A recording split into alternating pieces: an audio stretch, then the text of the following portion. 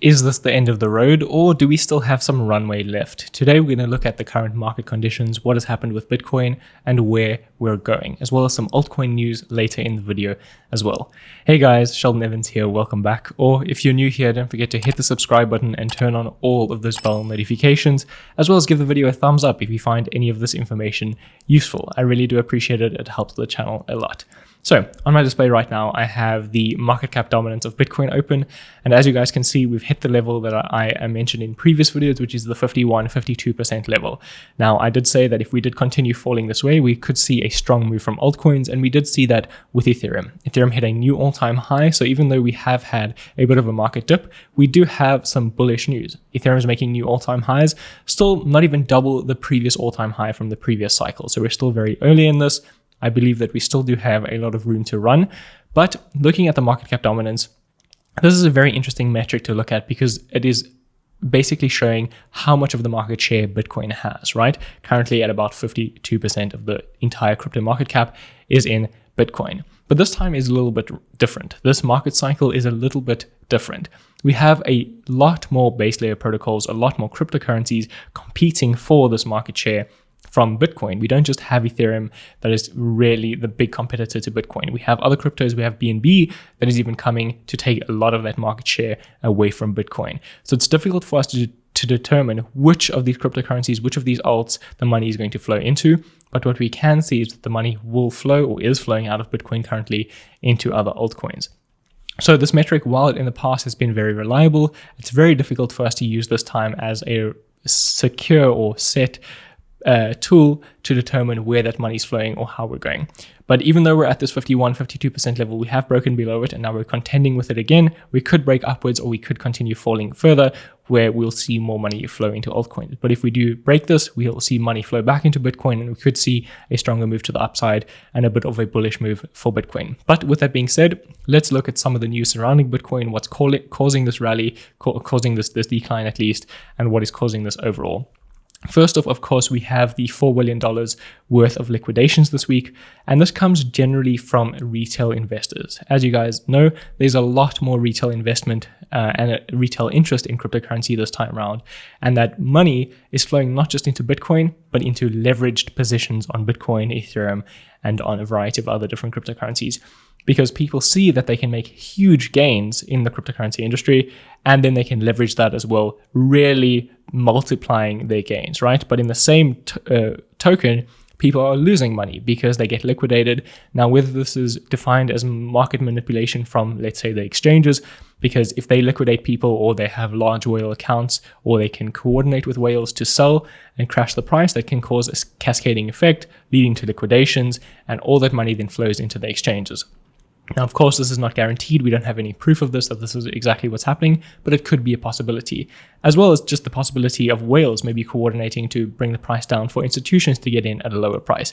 Because when institutions want to get in, they don't want to purchase at the all-time high of Bitcoin. They want to try and get the price as low as possible. And when they do buy, that sort of means they can't get all the liquidity that they want. So the price starts rising again. So they have to bring the price back down in order for them to bring their average cost down. Now, again, this all sort of leans towards market manipulation, and it's not necessarily that it's true, but it could be a possibility, and we have to think about that.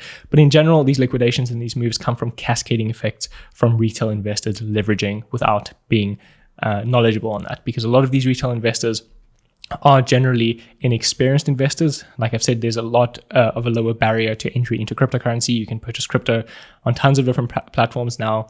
You don't necessarily have to go through the method of getting a MetaMask or setting up an exchange account. You can simply purchase through your regular standard stock account. So there's a lot lower barrier to entry, and that's why we're seeing this huge retail investment and people basically getting wrecked on trades when they don't understand what they're doing. Then we also have the Kimchi premium hitting 0%. I've mentioned this metric in the past, but essentially all it is the price of Bitcoin in South Korea relative to the rest of the world. Because of exchange control laws and money flow laws, money can't flow out of the country in South Korea or into the country, so people in South Korea have to purchase Bitcoin on South Korean exchanges. Therefore, the price of Bitcoin can actually be higher in South Korea than the rest of the world. Therefore, there is known as the Kimchi premium. So they could purchase Bitcoin at a premium price compared to the rest of the world. Now we've seen this drop back down. And this is due to a variety of different FUD articles and news that has happened recently. For example, the $22 million that was seized from tax evaders in South Korea, that could cause a lot or a large move in the market because people are fearful of cryptocurrency. They're worried about the illicit activities that's happening in it.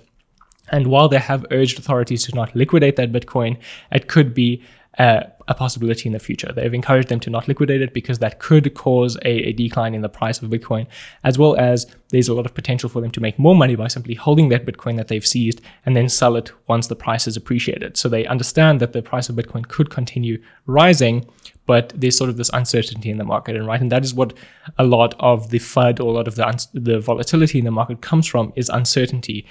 Is this news going to go through? Is this going to happen? Is something going to change? And that uncertainty means that the price sort of fluctuates a lot because people have varying opinions on things, whether things are going to happen or not. So once we have certainty, then we have a more likelihood of going upwards or downwards. But for now, it's sort of a gray area and we're uncertain what's going to happen.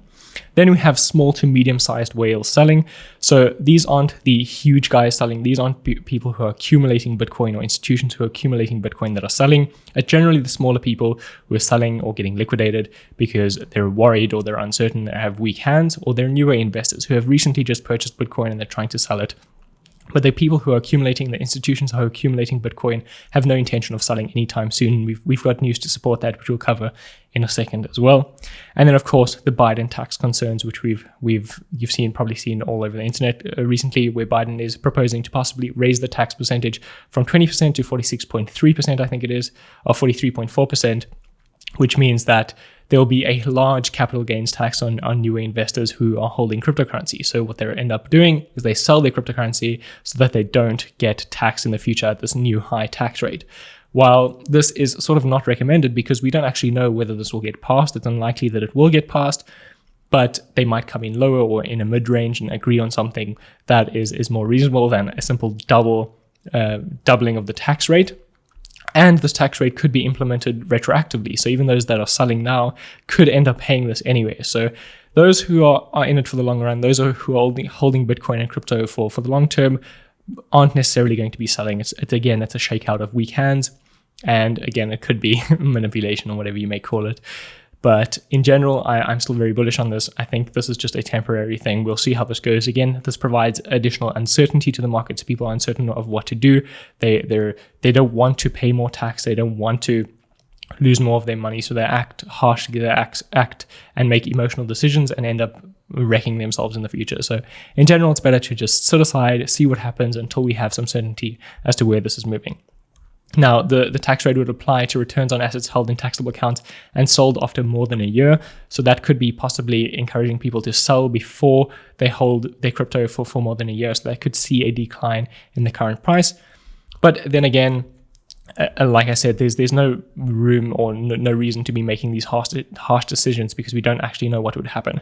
And the tax hike is one part of the administration's push to raise taxes on Americans who earn more than $400,000 a year. So it's not everybody that's going to be paying this increased tax rate, and it won't apply to everyone. So it depends on which tax bracket you're in, how much you're holding, what your plans are.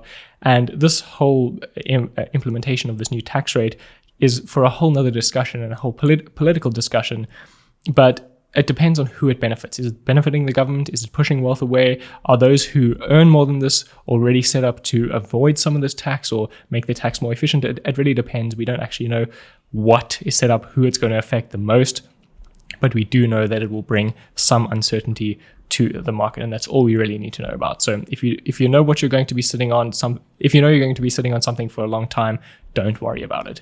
Keep holding, and until we have some certainty, then you can start making some moves.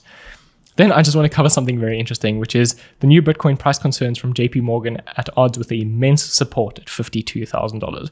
On-chain indicators are simply too bullish to permit a deeper price plunge, analysts argue, with Bitcoin set to remain $1 trillion asset.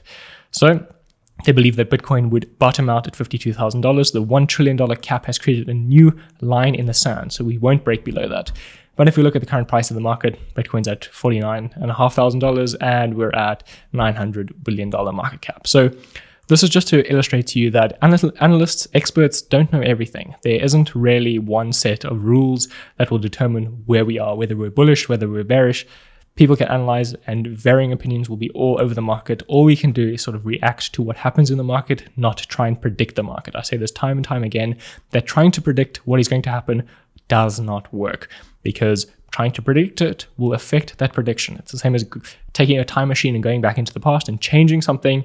It will affect the future outcome. Maybe your time machine never gets invented and you end up screwing yourself over anyway. So all we can do is react to market conditions and not try and predict things. And with that being said, Bitcoin is no longer a $1 trillion asset. Does this mean that we're entering a bear market? Possibly. Is that for certain? It's unlikely. We are still very bullish. We've got a lot of bullish sentiment, a lot of bullish news. So it's not likely that this is the end of the bull run. And we have some news supporting that. So the Bitcoin relief rally pushes to $47,000 is actually a healthy thing. So I've said this before, that these market corrections are very healthy. It's good that we have them. We see stronger moves for Bitcoin in the future. When Bitcoin is overvalued or unfairly valued, that is generally an unhealthy thing, and we should be ready for a pullback or ready for a big crash. As you guys know, I've mentioned this in the past when I look at the Newport chart. When we hit a euphoria, that is when we start seeing the crash in Bitcoin, because everything's overbought, everyone's trying to exit, and that is what causes this cascading crash, right? So the stock to flow model is generally a pretty good model to follow. Again, I will always emphasize that there's no one model, there's no one metric that we can follow to determine what is going to happen with the market, but we can sort of use what we have to our advantage. So after trading above its required level, Plan B suggested that he had become concerned progress was becoming inorganic. So this is the problem. When Bitcoin deviates too much from that norm or the fair value, it's likely that we'll see some sort of correction, which is exactly what was happening. But we've returned to the stock to flow model. Now, whether you agree with the stock to flow model or not, doesn't matter. We are back to normal like clockwork, at least in the eyes of the stock to flow model, which is generally a model that Bitcoin has followed in the past. And yes, we have views from Michael Saylor and Raoul Pal saying that even though we have these models, they can get thrown out the window. And the same that I say for technical analysis. If you have technical analysis, that can get completely thrown in the trash can with one piece of news completely destroying that. So these models are generally acceptable, but in black swan events, in unregular situations, uncertainty, things can happen and go either way. But in general, it seems like we're back on track. We're back for a healthy move to the upside, and Bitcoin will continue growing. Then we have experts explaining why Britain needs a digital pound. Expert, again, I'm unsure who is an expert in the market. Everyone is an expert. If everyone's an expert, no one's an expert. We can all just share our opinions and thoughts. But these headlines sort of make me chuckle a little bit on the inside. So we do see that we do have needs for the central bank digital currencies. So this is bringing a lot of government interest into the market. Government interest into the market. Norway is also looking to start their own digital currency test after 4 years of research. So there's a lot of interest from large institutions, from governments looking to create their own cryptocurrency. Whether they invest in Bitcoin, investing in Ethereum is irrelevant. They are accepting now that blockchain and cryptocurrency is the future, or at least a future technology that is going to be around for a long time. And you guys would have seen, if you follow me in the Patreon, what I mentioned about how early we are in the cycle. I covered some of that there. That when we start seeing this and legitimizing it, when we start bringing regulation to cryptocurrency, we start seeing that governments and institutions are recognizing this as not only a form of investment, but perhaps the next internet or a revolution of sorts. That legitimizes it. Regulation legitimizes it. We shouldn't fear regulation. We shouldn't fear banks or companies and governments starting their own cryptocurrencies. This is a very good thing. This means that adoption is here. It's the same as people who are early listeners to new bands or new music, right? You're an indie, you find an indie band and you're their first 100 fans. Eventually they blow up and you're like, I was here first. I've been here since the beginning. Screw all these new people. That's a horrible way to look at things. You should rather be in a collaborative mindset, in an accepting mindset, and see things like this as progress, because you want more people in the space. And if you say that you want more people in the space and you want crypto to grow, and you start fighting back against people and central bank digital currencies and so on, you're sort of contradicting yourself and you're a hypocrite. So try and be accepting of this. Try and realize that this is the future and we're just getting started. I also just want to cover something from Tether. So this is clearing some of the FUD that we've had. You guys might have heard some of the FUD around Tether in the past, which I'll cover in a second. But Tether is now getting listed on Coinbase, or Coinbase Pro at least, not Coinbase yet. Possibly in the future, it will be listed on Coinbase. So according to a Thursday announcement, Coinbase Pro has enabled USDT deposits ahead of a large trading scheduled for Monday. So that would be this Monday coming up. In February, Tether settled its sister firm Bitfinex, settled with a New York Attorney General's office over claims it misrepresented the degree to which USDT was backed by fiat collateral. As part of the settlement, New York regulators forced the firms to pay $18.5 million for damages, as well as submit to periodic reporting for their services. So the general FUD behind this is that there was no real proof that USDT was backed by USD, that they had enough dollars for the tethers that they were printing. And we saw huge amounts of tether being printed. And with that, we saw a huge rise in the cryptocurrency market. So there was this sort of FUD or this conspiracy that a lot of the cryptocurrency market was propped up by fake money, fake tethers, and it wasn't actually really US dollar backed. And we didn't have true US dollars to back this.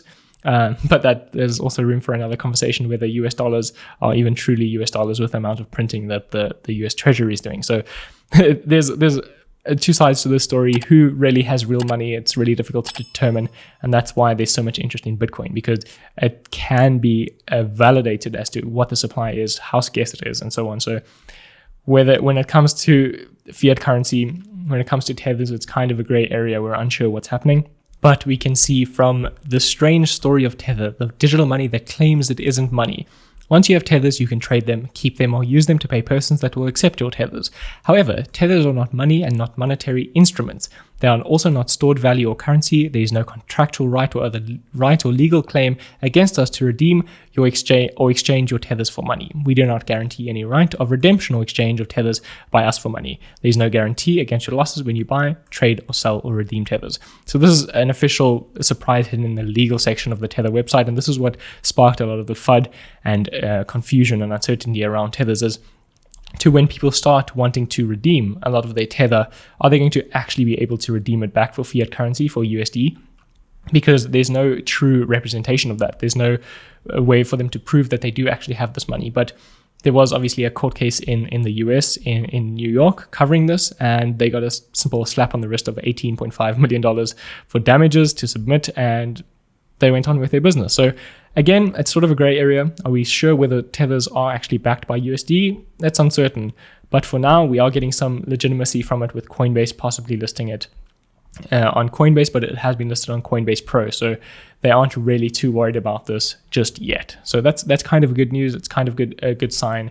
But even with that, they are legal or liable for periodic reporting of their reserves. So they will have to be audited regularly to prove that they can cover this. And with that being said, I think we're perfectly fine for now. We sort of have to tread lightly. We have to be ready for big moves in the market, because I've said this many times, cryptocurrency is generally a risky investment, whether you like it or not, because it still is an emerging market. It is still very small. We are still very, very early to this. So there's a lot of room for things that are not completely above line to happen, and we need to be aware and ready for that if that does end up happening. Then we also have some news with eToro adding Chainlink and Uniswap amid the investor search for crypto. So this just shows that eToro is generally a retail investing platform. The average retail investor can trade stocks on there, and you can now also trade crypto, and they're adding more cryptos regularly. So even though this news is a few days old, it does show that we have a lot of interest from retail investors coming into the market, and there is still an increasing demand for this. So while that happens, we're still very, very early, still small number of users in crypto in general. So this is very bullish news, at least in my view, that we're just beginning, we're just getting started. As more and more platforms start adding crypto as a tradable method, as more custody services start coming out. As I've mentioned before, not everybody wants to have custody of all of their own cryptocurrency, the same way that not everybody wants to be their own bank. These sort of services that have a sort of external custody, something that can be insured, something that you aren't entirely liable for, is actually a good thing for the crypto space, even though crypto maxis and early investors are saying that it's not ideal because it sort of defeats the purpose of cryptocurrency. But that being said, there is gold, there's paper gold, and people still purchase that, even though it's not truly backed by gold or there's no real proof of it. People still want to have some sort of exposure to it, and things like this really do help cryptocurrency as a whole. Then we have some news from TrustSwap. So we're going to move into some altcoin news now. Verso is the first IDO that's going to be launching on Avalanche. So we've got this happening with TrustSwap in 24 hours. We have this happening tomorrow. So Verso is a smart contract platform designed to streamline business for regulated financial service providers. Now, you guys know this, that I say that regulation brings a lot of good to cryptocurrency in general. The one problem with Ethereum that we have, which is why Cardano is such an appealing aspect to crypto in general, is because they have been audited. The code is there, it has been peer reviewed, and it attracts institutional investment because they are less liable to risk. There's less risk to that, having things that are audited, peer reviewed, and it can attract traditional financial investment and institutions to cryptocurrency in general. Because one of the main problems with crypto, if you'll see from this video, there's probably scams below it. There were probably scams before and after this video. There's people below this video impersonating me currently. So it's a huge problem with people losing money in cryptocurrency because of scams, rug pulls, failed code, malicious code that is injected. There's tons of these things. So when we have this regulation, when we have things like this, like Verso bringing traditional financial world and merging it with DeFi, it's a very, very, very good thing overall. So the Verso ecosystem is something interesting. If you do want to participate in this IDO, you need to stake swap. I think you need to stake 4,000 swap to get a guaranteed entry to this. And then obviously the more swap you stake, the higher your allocation is. Now, many people have mentioned that they don't have enough money to participate in these IDOs. They don't have enough money to hold enough swap or stake it. And the thing is that you have to understand that the reason that this price rises or that it becomes so expensive to participate in these IDOs is that they can't offer allocations to everyone. If this company is raising $1 million, they can only allocate a certain percentage to a certain amount of people. The more people that enter the space, the smaller those allocations go. So they have to limit the number of people that are able to participate in this ecosystem by increasing the price. That you don't want to get a $1 or $2 allocation. There was a raise recently that gave people a $16 allocation. Now, if you do 100x out of that, great, but you're still not making astronomical amounts of money. So you want to have these allocations that are still viable for people to invest in, make it worth their while to invest in if they want to participate in these IDOs and they want to have these launches.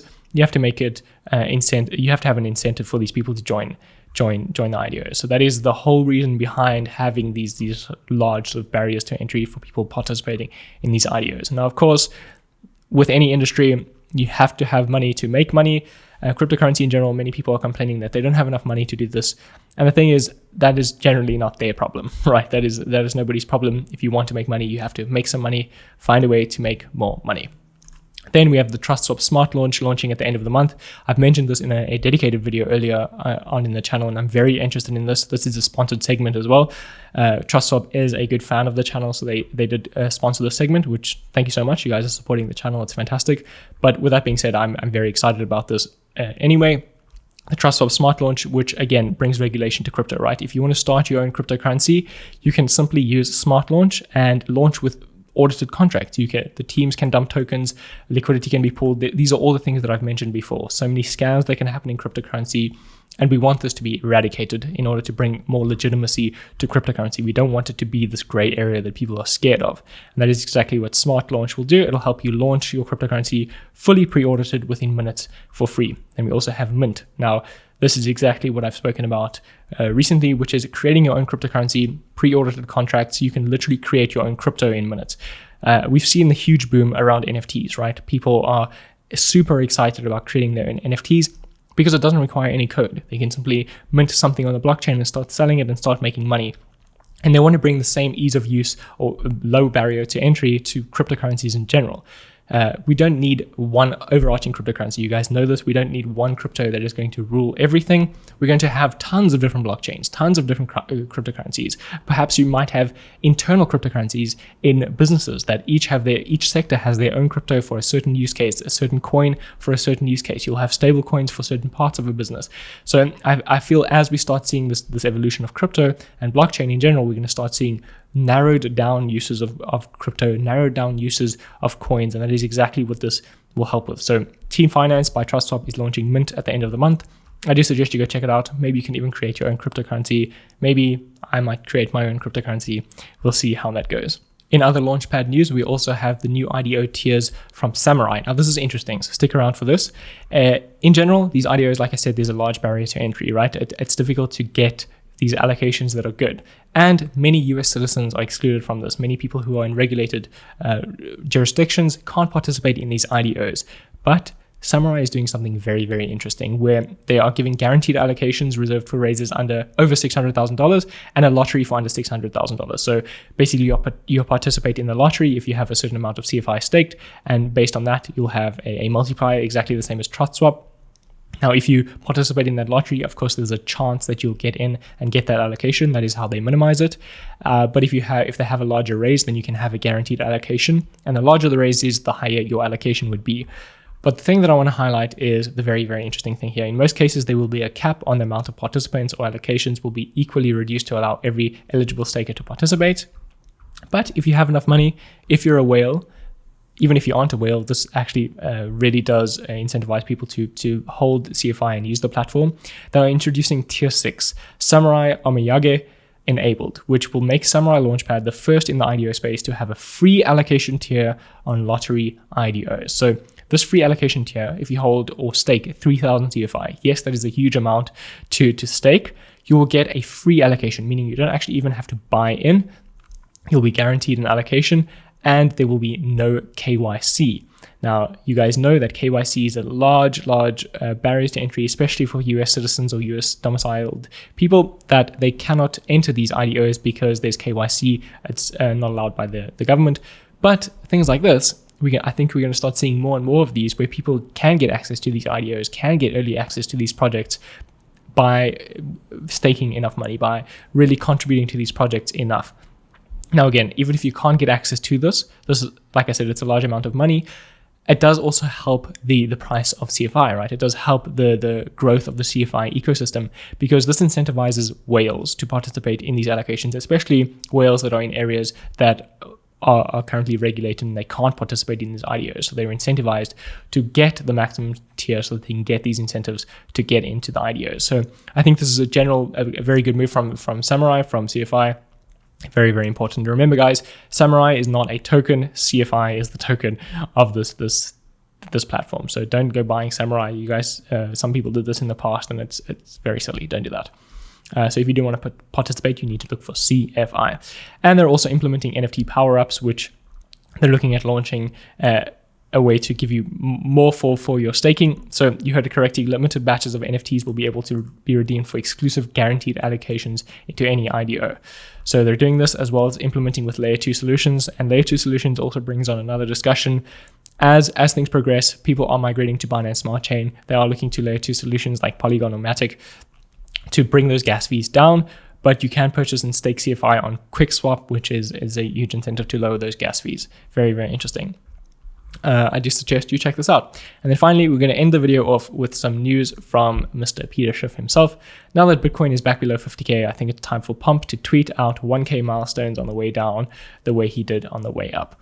So basically what he's saying is that this is the end of the market. At this point, Peter Schiff is just a meme. He's just a joke, especially on his views on Bitcoin. He's been proven wrong time and time again.